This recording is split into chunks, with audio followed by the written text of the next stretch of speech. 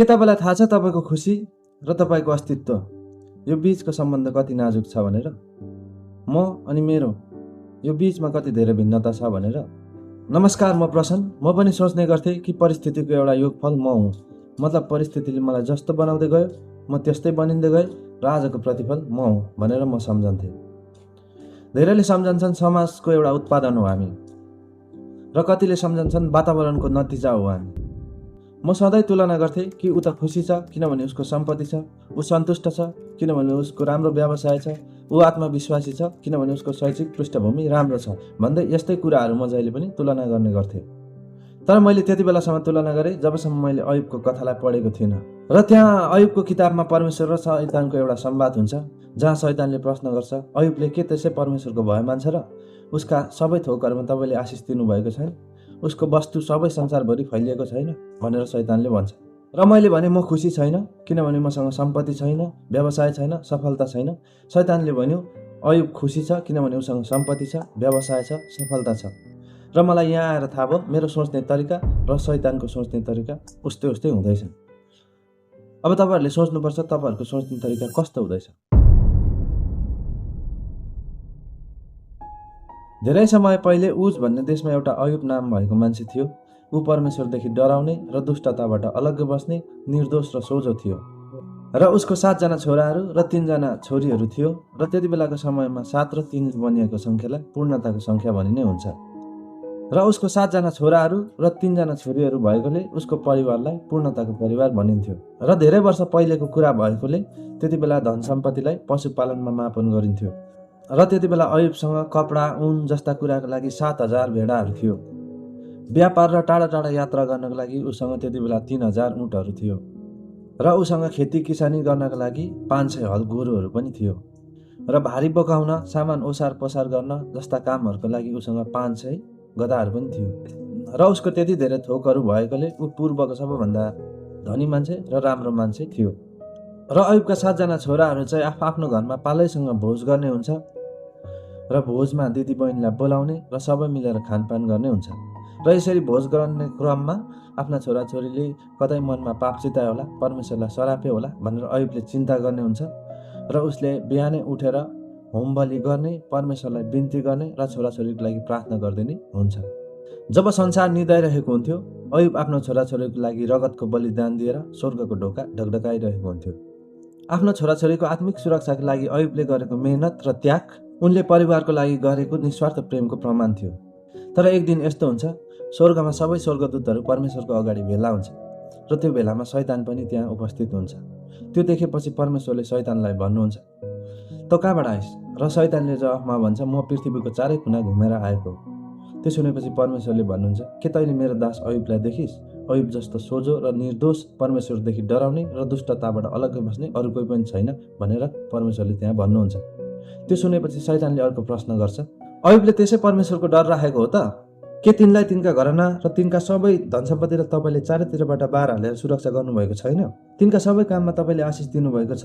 अनि तिनका गाईबस्तु अनगिन्ती देशभरि बढेका छन्। तर आफ्ना हात पसारेर सबै तिनका थोकहरूमाथि आक्रमण गर्नुहोस् र तिनले तपाईँको मुखको अगाडि तपाईँलाई सराप्नेछ भनेर शैतानले भन्छ। त्यसपछि परमप्रभुले शैतानलाई भन्नुहुन्छ, लौ तँ त्यसका जा, जे जति छ त्यो सबै तेरै भयो, तर अयुबको शरीरलाई चाहिँ नछो भनेर परमप्रभुले शैतानलाई भन्नुहुन्छ। र शैतान त्यहाँबाट निक्लेर जान्छ। र त्यसपछि एउटा यस्तो युद्ध सुरु हुन्छ जसको मैदान अयुबको जीवन हुन्छ। ब्रह्माण्डको सबैभन्दा ठुलो युद्ध जसले इतिहासको जग हल्लाइदिनेवाला थियो। र त्यसरी एउटा आत्मिक युद्धको सुरुवात हुन्छ जसको बारेमा अयुब पूर्ण रूपमा अन्जान थियो। ऊ साधारण जीवन जिरहेको थियो। र एक दिन अयुबका छोराछोरी जेठा दाजुको घरमा भोज गरिरहेको हुन्छ र एउटा अयुबको समाचारवाहक कुद्देर आउँछ र अयुबलाई भन्छ, गोरुहरू जोतिरहेको बेला र त्यसकै छेउमा गधाहरू चरिरहेको बेला सब्बीहरू आएर आक्रमण गरे र सबै गोठालालाई मारे र गोरु र गधा चरेर लगे भनेर भन्छ। र त्यो बोल्दा बोल्दा फेरि एउटा अर्को समाचारवाहक त्यहाँ आइपुग्छ। त्यसले भन्यो, परमेश्वरको अग्नि स्वर्गबाट झरेर भेडाहरू र गोठालाहरूलाई भस्म पार्यो अनि तपाईँलाई समाचार दिनलाई म मात्र उम्के। फेरि त्यो बोल्दा बोल्दा एउटा अर्को समाचारवाहक त्यहाँ आइपुग्छ र आएर उसले भन्यो, कल्दीहरूको छापा मार्ने 3 दल बनाएर तपाईँ कहाँ उटहरू आक्रमण गरेर लगे। तिनीहरूले नोकरहरूलाई मारे र तपाईँलाई समाचार दिनलाई म मात्र उम्के भनेर भन्छ। र यी खबरहरूले अयुबको हृदय छिया छिया पारिसकेको हुन्छ। तर अझ क्रूर चोट त लाग्न बाँकी हुन्छ जब चौथो समाचारवाहक आएर भन्छ, तपाईँका छोराछोरी जेठा दाजुको घरमा खाना खाइरहेका थिए। त्यति नै बेला मरुभूमिबाट अचानक आँधीबेहरी आयो र घरको चार कुनामा हान्यो र तपाईँका ती जवानहरूमाथि ढल्यो र सबैजना मर्यो भनेर अयुबलाई खबर भन्छ। एउटै दिनमा सर्वस्व गुमाउँदा जो कोहीको पनि होस उड्न सक्थ्यो। त्यो सुनेपछि अयुब उठे र आफ्ना कपडाहरू च्याते, शोकले आफ्नो टाउकोहरू खौरे र भुइँमा घोप्टो परेर दण्डवत गरे। केही घन्टैभित्र एउटा सम्राट, रित्तो र भिखारीमा परिणत भए। तर अयुबले त्यति बेला यस्तो शब्दहरू भन्छ जुन आज पनि मानव इतिहासमा धैर्य र विश्वासको सर्वोच्च शिखर भनेर मानिन्छ। दण्डवत गरिसकेपछि उसले भन्छ, म आफ्नो आमाको गर्भबाट नाङ्गा आएँ अनि म नाङ्गा फर्केर जानेछु। परमप्रभुले दिनुभयो अनि परमप्रभुले लानुभयो। परमप्रभुको नाउँ धन्यको होस्। यी सबै कुराहरूमा अयुबले परमेश्वरलाई गलत कामको दोष लगाएर पाप गरेन। भर्खरै हाँस्दै गरेका छोराछोरी र परिवार सबै कालको एकै गाँस भए। सुन्दर भविष्यको सपनाहरू एउटै चिहानमा पुग्यो। यदि यो कुनै साधारण मानिसको जीवनमा घट्थ्यो भने सायद ऊभित्र कहिले नउठ्ने गरी भित्री भावनाको सागरमा डुब्थ्यो होला। किनभने मानिसले आफ्नो मन, भरोसा र आशाका स्तम्भहरू सम्बन्धहरूमै गाँसेको हुन्छ। जब यी स्तम्भहरू ढल्छ, मन अँध्यारोले भरिन्छ, सास अड्किन्छ, रित्तो काख र रित्तो घर देख्दा हृदयमा भयावह खालीपन फैलिन्छ। अब कसका लागि बाँच्ने त? मेरो संसारै उजाडियो। यो असह्य छ। यो चोट सहनै सकिँदैन। अचानक सबै गुम्दा सुरक्षाको अनुभूति मर्छ। सन्तान र परिवारको मृत्यु हुँदा जीवनको अर्थ र वंशको आशा खरानी हुन्छ। धन र स्थिति हराउँदा सामाजिक पहिचान र आत्मसम्मान धुलोमा मिल्छ।